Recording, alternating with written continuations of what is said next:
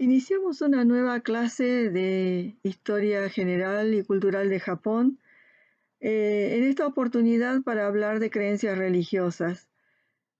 Ahora sí los invito a leer el capítulo 1 de Oriol Junqueras, donde van a encontrar entonces el relato mitológico sobre el origen de las islas japonesas y de la Casa Imperial del Japón.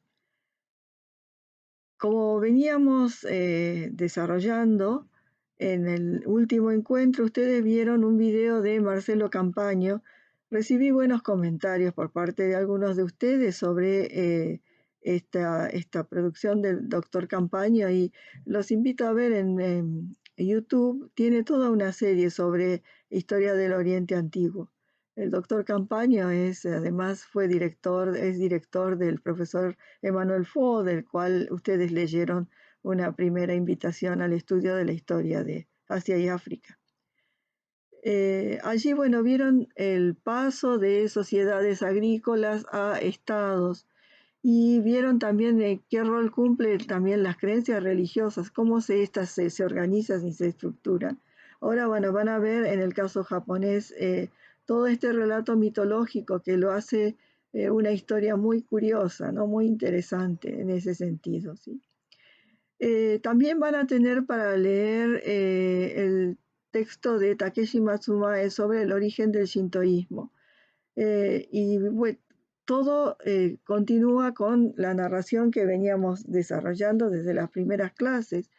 Todo es una continuidad. Habíamos hablado de las condiciones y características geográficas del medio ambiente y nos pusimos a imaginar cómo sería para esos primeros japoneses vivir en un ambiente tan hostil, su relación con el medio ambiente, ¿sí? Estos fenómenos naturales muy característicos y muy claros en el territorio japonés hicieron que se desarrollara esta especie de politeísmo como base de creencia religiosa que además se inició en la forma de un animismo, o sea, de la personificación de todos los fenómenos naturales, o mejor dicho, la idea de que en cada uno de estos fenómenos de la naturaleza, objetos de la naturaleza, reside un Dios, una deidad, un espíritu.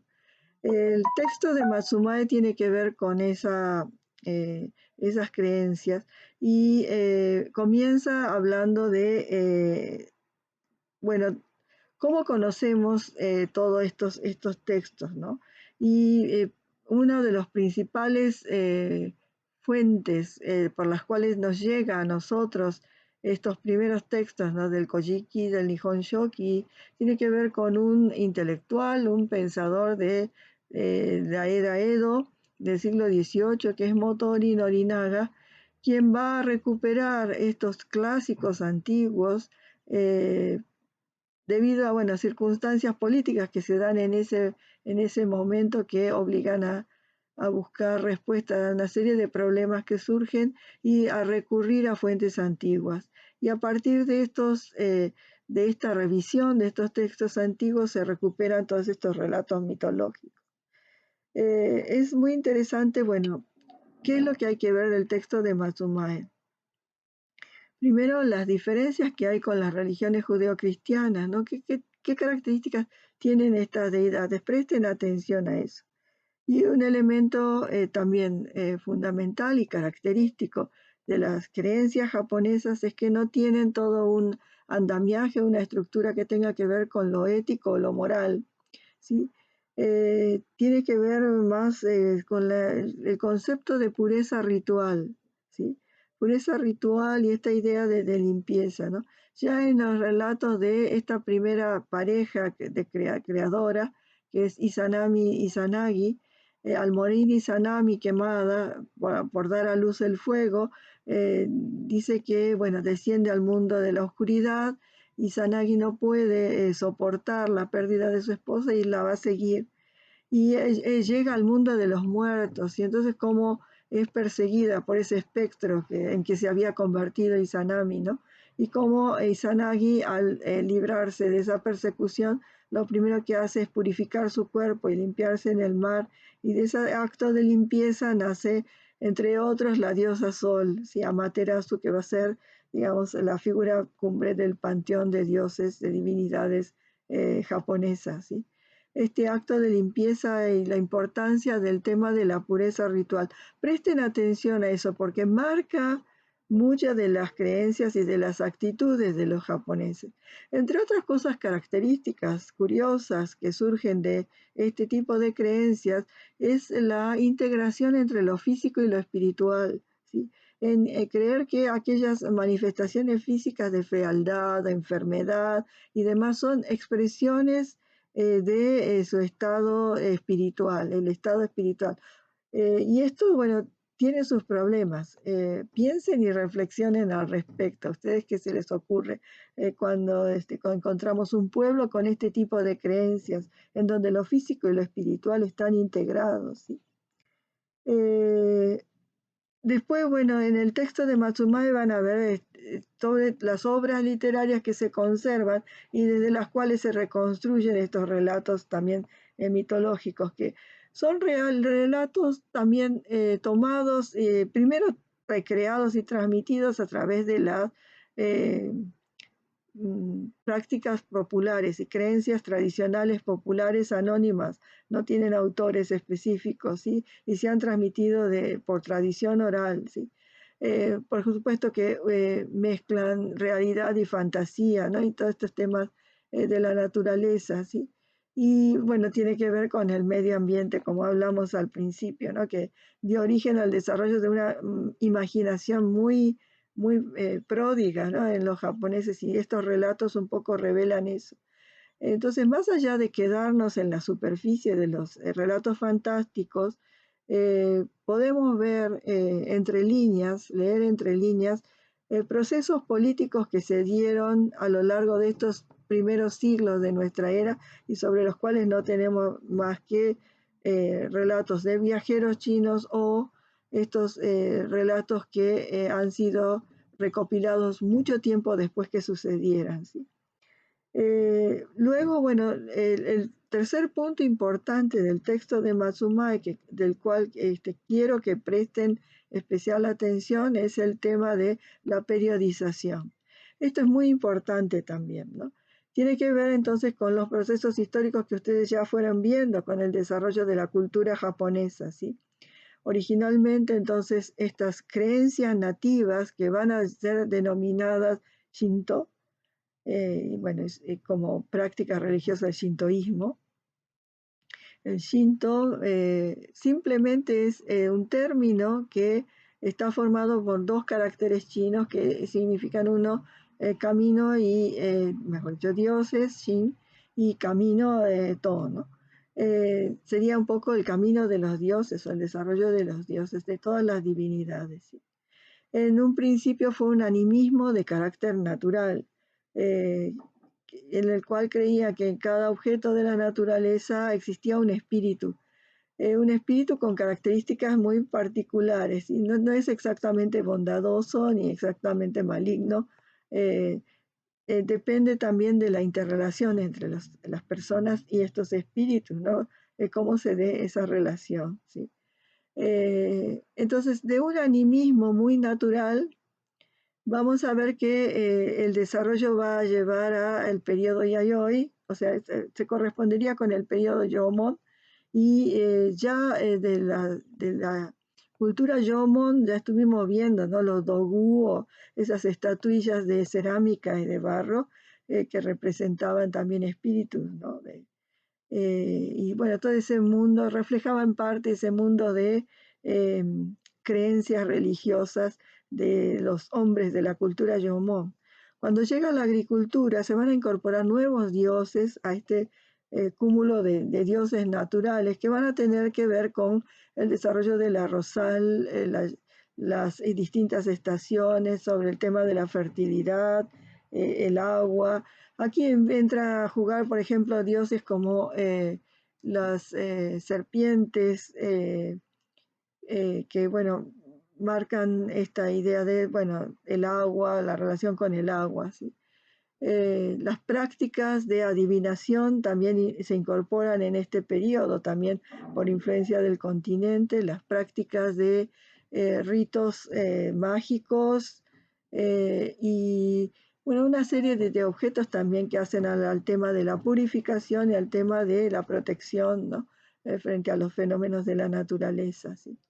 Por ejemplo, bueno, empieza a delimitarse los terrenos sagrados, utilizarse como símbolos religiosos estos shimenawa o cuerdas trenzadas y que simulan dos serpientes ¿sí? que están enredadas entre sí, que también es un signo de fertilidad porque es la forma, ¿no? en que las serpientes copulan. Este Shimenawa también está presidiendo la entrada a lugares sagrados y demás. Busquen por internet Shimenawa, ¿no? Y vean las distintas formas que tienen estos símbolos religiosos, ¿sí? Bueno, entonces todo lo que tiene que ver con las deidades del arrozal llegan aquí. Y también va a mencionar Matsumae el tema del desarrollo de tatuajes corporales que tienen que ver en el sudeste asiático con prácticas desarrolladas por pescadores, y era un signo también de protección, ¿no? Frente a las criaturas del mar, etc. Bien, de pasar entonces de incorporarse ritos agrícolas a todas las prácticas religiosas, vamos a ver que cuando comienza la era Kofun y empiezan a surgir clanes con poder político y capacidades religiosas especiales, van a surgir los Ujigami, ¿sí? Ya lo vieron en el capítulo que leyeron sobre Kofun en las primeras organizaciones políticas de las deidades que protegen a estos clanes políticos especiales o más poderosos, ¿sí? Y los Ujigami.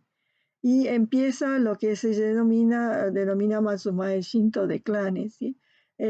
Venerando a los antepasados, ya sea reales o míticos, ¿sí? Asociándolos a deidades tradicionales regionales. Así empiezan a surgir los Ujigami, ¿sí? Y el cuarto paso, desarrollo de estas creencias tradicionales, es el paso al Shinto de Estado.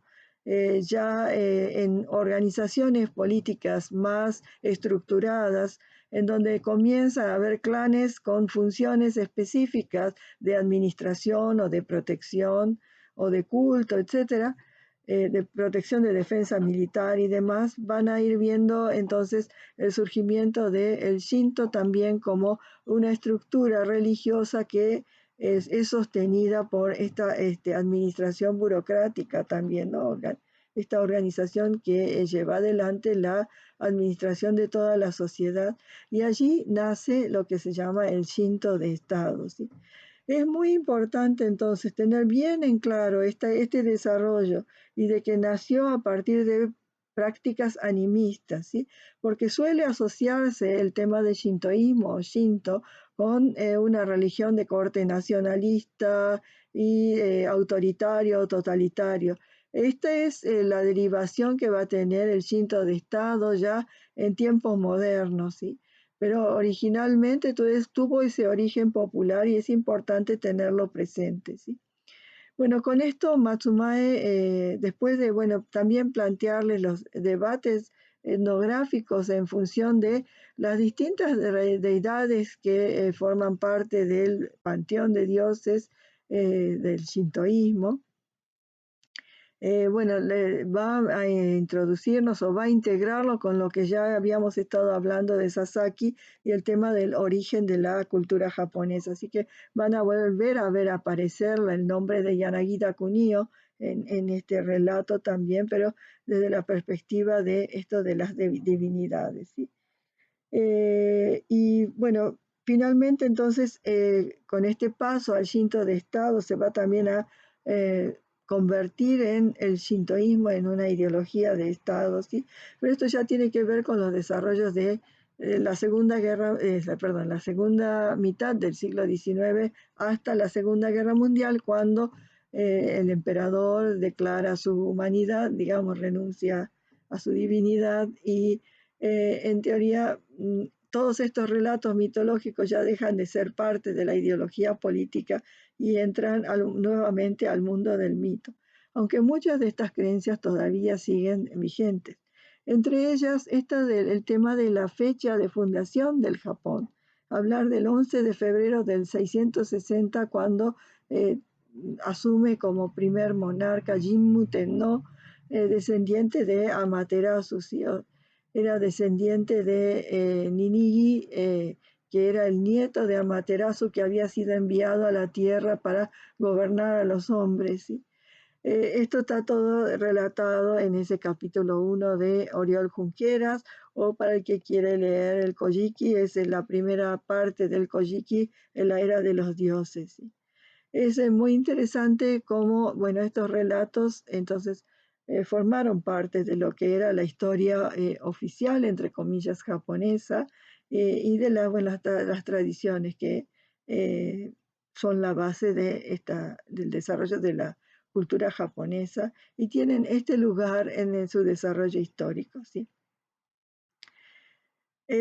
Como les decía antes, como no tenemos relatos escritos de crónicas de los primeros siglos de nuestra era, y solamente tenemos estos relatos mitológicos, así que después de la Segunda Guerra Mundial, a partir de los estudios etnográficos y regionales en general, porque muchos de estos relatos mitológicos tienen sus relatos análogos en el continente o en el sudeste asiático, nos ha marcado esto, la vinculación, sí, con el continente y también la relación entre las distintas regiones del Japón, ¿sí?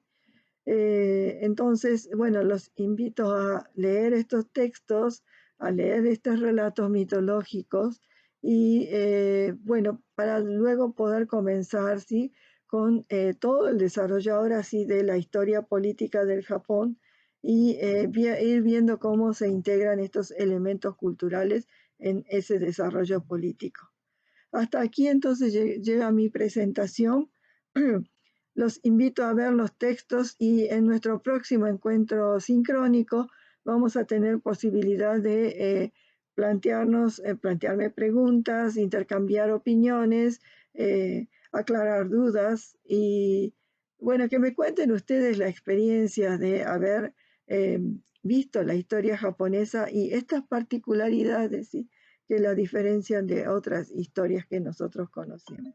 Hasta aquí llegamos, nos vemos en el próximo martes.